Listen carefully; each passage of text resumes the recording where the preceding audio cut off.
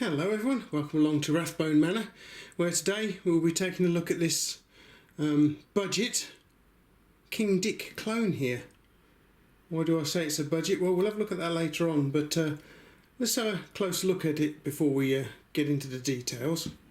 Here is part of my collection of King Dick spanners. These are all 4-inch models. Here we have one of the earliest ones. This one dates from somewhere between 1881 and 1885.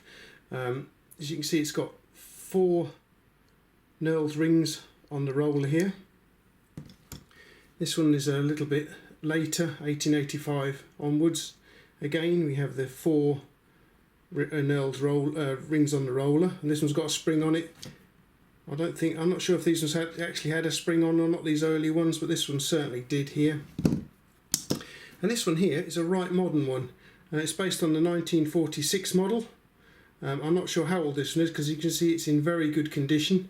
So it could be a relatively later model, maybe into the 60s. And this is the one we're here to look at today. This belongs to one of the contractors at work, and they asked me if I could take it home and give it a bit of a clean up. It's not a King Dick.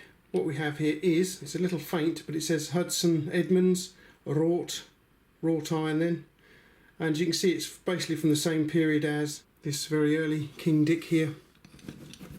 You can see where it's been machined, slotted out down there as the King Dick. It has the same 4 knurled rings on the roller. There is a slight difference in the design there, but unlike the King Dick, which is a lot heavier, by the way, this one's been properly machined out inside. So let's take them apart and we'll have a look what they're like inside the handle here. Okay, here we are apart. Let's look at the rollers together. Yeah, King Dick roller on the left and the copy on the right. So there's a little bit of a difference there. The dynamic jaw, very similar. As you can see, maybe a bit heftier on the copy, slightly shorter thread. But if you take a look at the King Dick, we can see it's been properly machined out in there. Look, it's got a round hole where the thread drops in, as you can see.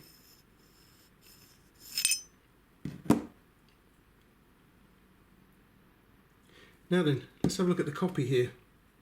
This one hasn't been machined out at all. Hopefully you can see that in this light. Let's see if I can get a better lighting on this for you guys. Look, there we are. Look, see, it's the same all the way down. As you can see there, look guys, it's completely hollowed out. It's almost like an Easter egg where it's been hollowed out, as opposed to the proper King Dick, which, as I say, we have a proper hole going on in there, and this one's just completely hollowed out.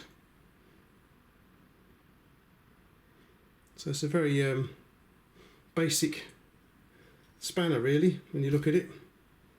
You know, it's hollowed out right down to the bottom, right down to almost down here somewhere. It's probably hollowed out all the way. Now I'm not sure whether this is made from sort of like sheet steel, or mind you, the jaw here is not going to be sheet steel, is it? Let's turn that off a minute. Hang on. Turn my light off. This is solid, this bit here.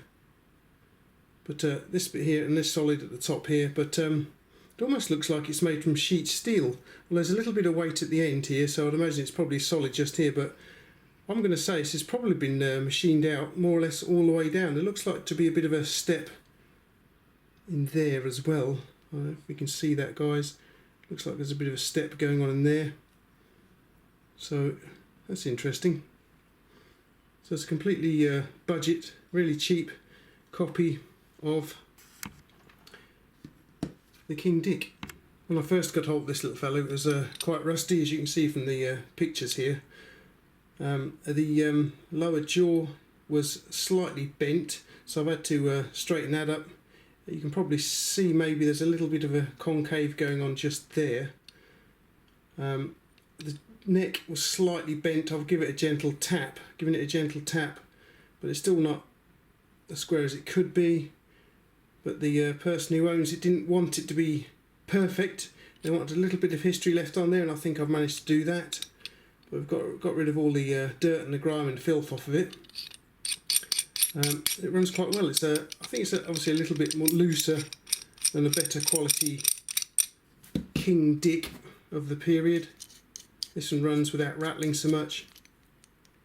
There's not so much rattle going on in there, and you can feel there is a difference in the weight too.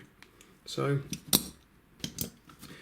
that is my quick look at what I like to call a budget King Dick, from the same, possibly from the same period as this little fella here, but then again it could be a little later on.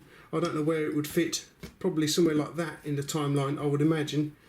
Something like that in the timeline, I would say it would sit.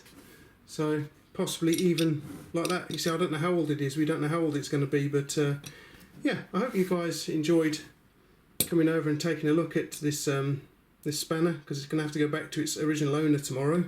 So I thought I'd do you a quick video so you can take a look at it. Don't forget, you can follow me on Instagram. If you would like to, you can also subscribe to my YouTube channel too. So once again, thanks for popping over and taking a look at this Hudson Edmunds clone of an early King Dick spanner. And I'll see you back here at Rathbone Manor in the very near future then. Thanks for watching.